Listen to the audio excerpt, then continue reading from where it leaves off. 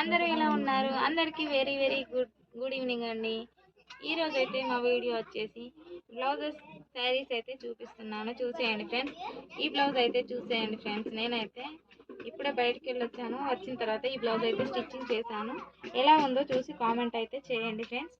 చూడండి, ఈ బ్లౌజ్కి అయితే థ్రెడ్ పైపింగ్ అయితే వేసానండి. ఇలాగా కింద కూడా థ్రెడ్ పైపింగే వేసాను.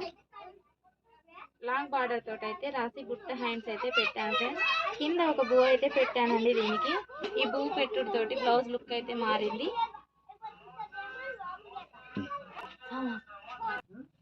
శారీ అయితే లాంగ్ బార్డర్ వచ్చింది కదా.